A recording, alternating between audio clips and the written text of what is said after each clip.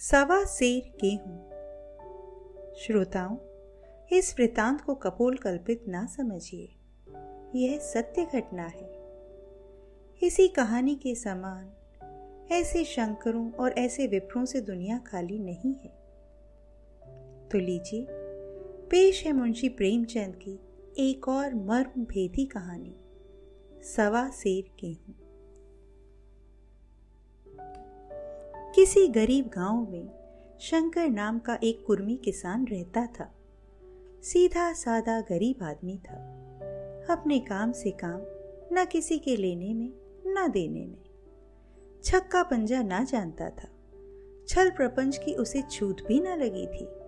ठगे जाने की चिंता ना थी। ठग विद्या ना जानता था। भोजन मिला खा लिया, ना मिला चबेने पर काट दी। चबेना भी ना मिला तो पानी पी लिया। आराम का नाम लेकर सो रहा। किंतु जब कोई अतिथि द्वार पर आ जाता था तो उसे इस निवृत्ति मार्ग का त्याग करना पड़ता था। विशेषकर जब साधु महात्मा पदार्पण करते थे तो उसे अनिवार्यतः सांसारिकता की शरण लेनी पड़ती थी। खुद भूखा सो सकता था, पर साधु को कैसे भूखा सुलाता? भगवान के भक्त ठहरे। एक दिन संध्या समय एक महात्मा ने आकर उसके द्वार पर डेरा जमाया। तेजस्वी मूर्ति थी, पीतांबर गले में, जटा सिर पर, पीतल का कमंडल हाथ में, खड़ाऊं पैर में, ऐनक आंखों पर। संपूर्ण वेश उन महात्माओं का सा था जो रईसों के प्रासादों में तपस्या, हवा गाड़ियों पर देवस्थानों की परिक्रमा और योग सिद्धि प्राप्त करने के लिए रुचिकर भोजन करते हैं। घर में जौ का आटा था, वह उन्हें कैसे खिलाता? प्राचीन काल में जौ का चाहे जो कुछ महत्व रहा हो, पर वर्तमान युग में जौ का भोजन सिद्ध पुरुषों के लिए दुष्पाच्य होता है। बड़ी चिंता हुई, महात्मा जी को क्या खिलाऊं? आखिर निश्चय किया कि कहीं से गेहूं का आटा उधार लाऊं, पर गांव भर में गेहूं का आटा ना मिला। गांव में सब मनुष्य मनुष्य थे, देवता एक भी ना था। अतएव देवताओं का खाद्य पदार्थ कैसे मिलता? सौभाग्य से गांव के विप्र महाराज के यहाँ से थोड़े से मिल गए। उनसे सवा सेर गेहूं उधार लिया और स्त्री से कहा कि पीस दे। महात्मा ने भोजन किया और लंबी तान कर सोए। प्रातःकाल आशीर्वाद देकर अपनी राह ली। विप्र महाराज साल में 2 बार खलिहानी लिया करते थे। शंकर ने दिल में कहा, सवा सेर गेहूं इन्हें क्या लौटाऊं? पंसेरी के बदले कुछ ज्यादा खलिहानी दे दूं। यह भी समझ जाएंगे, मैं भी समझ जाऊंगा। चैत में जब विप्र जी पहुंचे तो उन्हें 1.5 पसेरी के लगभग गेहूं दिया और अपने को उरण समझकर उसकी कोई चर्चा ना की। विप्र जी ने फिर ना मांगा। सरल शंकर को क्या मालूम था कि यह सवा सेर गेहूं चुकाने के लिए मुझे दूसरा जन्म लेना पड़ेगा। 7 साल गुजर गए। विप्र जी विप्र से महाजन हुए। शंकर किसान से मजूर हो गया। उसका छोटा भाई मंगल उससे अलग हो गया था। एक साथ रहकर दोनों किसान थे, अलग होकर मजूर हो गए थे। शंकर ने चाहा कि द्वेष की आग भड़कने ना पाए, किंतु परिस्थिति ने उसे विवश कर दिया। जिस दिन अलग अलग चूल्हे जले, वह फूट फूट कर रोया। आज से भाई भाई शत्रु हो जाएंगे। एक रोएगा तो दूसरा हंसेगा। एक के घर में मातम होगा तो दूसरे के घर गुलगुले पकेंगे। प्रेम का बंधन, खून का बंधन, दूध का बंधन आज टूटा जाता है। उसने भगीरथ परिश्रम से कुल मर्यादा का वृक्ष लगाया था। उसे अपने रक्त से सींचा था। उसका जड़ से उखड़ना देखकर उसके हृदय के टुकड़े हुए जाते थे। 7 दिनों तक उसने दाने की सूरत तक न देखी। दिन भर जेठ की धूप में काम करता और रात को मुंह लपेटकर सो जाता। इस भीषण वेदना और दुस्सह कष्ट ने रक्त ही जला दिया, मांस और मज्जा को घुला दिया। बीमार पड़ा तो महीनों खाट से ना उठा। अब गुजर बसर कैसे हो? 5 बीघे के आधे खेत रह गए। 1 बैल रह गया। खेती क्या खाक होती? अंत को यहाँ तक नौबत पहुंची कि खेती केवल मर्यादा रक्षा का साधन मात्र रह गई। जीविका का भार मजूरी पर आ पड़ा। 7 वर्ष बीत गए। एक दिन शंकर मजूरी करके लौटा तो राह में विप्र जी ने टोक कर कहा, शंकर, कल आके अपने बीज बैंक का हिसाब कर ले। तेरे यहाँ 5.5 मन गेहूं कब से बाकी पड़े हुए हैं और तू देने का नाम नहीं लेता। क्या हजम करने का मन है क्या? शंकर ने चकित होकर कहा, मैंने तुमसे कब गेहूं लिए थे जो 5.5 मन हो गए? तुम भूलते हो मेरे यहाँ किसी का छंटाक भरना अनाज है, ना एक पैसा उधार। विप्र, इसी नियत का तो यह फल भोग रहे हो कि खाने को नहीं जुड़ता। यह कहकर विप्र जी ने उस 1.25 सेर गेहूं का जिक्र किया जो आज के 7 वर्ष पहले शंकर को दिए थे। शंकर सुनकर अवाक रह गया। ईश्वर, मैंने इन्हें कितनी बार खलियानी दी, इन्होंने मेरा कौन सा काम किया? जब पोथी पत्रा देखने, साइद सगुन विचारने द्वार पर आते थे, कुछ ना कुछ दक्षिणा ले ही जाते थे। इतना स्वार्थ! 1.25 सेर अनाज को अंडे की भांति सेकर आज ये पिशाच खड़ा कर दिया जो मुझे निगल ही जाएगा। इतने दिनों में एक बार भी कह देते तो मैं गेहूं तोलकर दे देता। क्या इसी नियत से चुप साधे बैठे रहे? बोला, महाराज, नाम लेकर तो मैंने उतना अनाज नहीं दिया, पर कई बार खलिहानों में सेर 2-2 सेर दिया है। अब आप आज 5.5 मन मांगते हैं, कहां से दूंगा? विप्र, लेखा जौ बक्सी 100। तुमने जो कुछ दिया होगा उसका कोई हिसाब नहीं, चाहे एक की जगह 4 पसेरी दे दो। तुम्हारे नाम बही में 5.5 मन लिखा हुआ है, जिससे चाहे हिसाब लगवा लो। दे दो तो तुम्हारा नाम छेक दूं, नहीं तो और भी बढ़ता रहेगा। शंकर, पांडे, क्यों एक गरीब को सताते हो? मेरे खाने का ठिकाना नहीं, इतना गेहूं किसके घर से लाऊंगा? विप्र, जिसके घर से चाहे लाओ, मैं छटाक भर भी ना छोड़ूंगा। यहाँ ना दोगे, भगवान के घर तो दोगे। शंकर कांप उठा। हम पढ़े लिखे आदमी होते तो कह देते, अच्छी बात है, ईश्वर के घर ही देंगे, वहां की तौल यहाँ से कुछ बड़ी तो ना होगी। कम से कम इसका कोई प्रमाण हमारे पास नहीं, फिर उसकी क्या चिंता। किंतु शंकर इतना तार्किक, इतना व्यवहार चतुर ना था। एक तो ऋण, वह भी ब्राह्मण का, वही में नाम रह गया तो सीधे नरक में जाऊंगा। इस ख्याल ही से उसे रोमांच हो गया। बोला, महाराज, तुम्हारा जितना होगा यही दूंगा, ईश्वर के यहाँ क्यों दूं? इस जन्म में तो ठोकर खा ही रहा हूं, उस जन्म में के लिए क्यों कांटे बोऊं? मगर यह कोई नियाव नहीं है, तुमने राई का पर्वत बना दिया। ब्राह्मण होके तुम्हें ऐसा नहीं करना चाहिए था। उसी घड़ी तगादा करके ले लिया होता तो आज मेरे सिर पर इतना बड़ा बोझा क्यों पड़ता? मैं तो दूंगा, लेकिन तुम्हें भगवान के यहाँ जवाब देना पड़ेगा। विप्र, वहां का डर तुम्हें होगा, मुझे क्यों होने लगा? वहां तो सब अपने ही भाई बंधु हैं, ऋषि मुनि सब तो ब्राह्मण ही हैं, देवता ब्राह्मण हैं, जो कुछ बने बिगड़ेगी संभाल लेंगे, तो कब देते हो? शंकर, मेरे पास रखा तो है नहीं, किसी से मांग जांच कर लाऊंगा तभी न दूंगा। विप्र, मैं ना मानूंगा, 7 साल हो गए, अब एक दिन का भी मुलाहिजा ना करूंगा। गेहूं नहीं दे सकते, दस्तावेज लिख दो।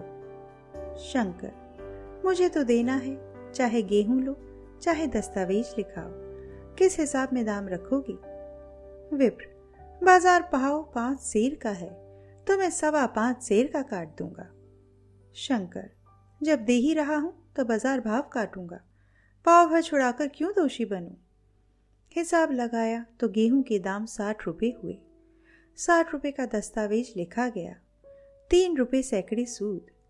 साल भर में ना देने पर सूद का दर 3.5 रुपए सैकड़े, 12 आने का स्टाम्प, 1 रुपए दस्तावेज की तहरीर शंकर को ऊपर से देनी पड़ी। गांव भर ने विप्र जी की निंदा की, लेकिन मुंह पर नहीं। महाजन से सभी का काम पड़ता है, उसके मुंह कौन आए? शंकर ने साल भर तक कठिन तपस्या की। मियाद के पहले रुपए अदा करने का उसने व्रत सा कर लिया। दोपहर को पहले भी चूल्हा ना जलता था, चबेने पर बसर होती थी। अब वह भी बंद हुआ। केवल लड़के के लिए रात को रोटियां रख दी जाती। पैसे रोज का तंबाकू पी जाता था।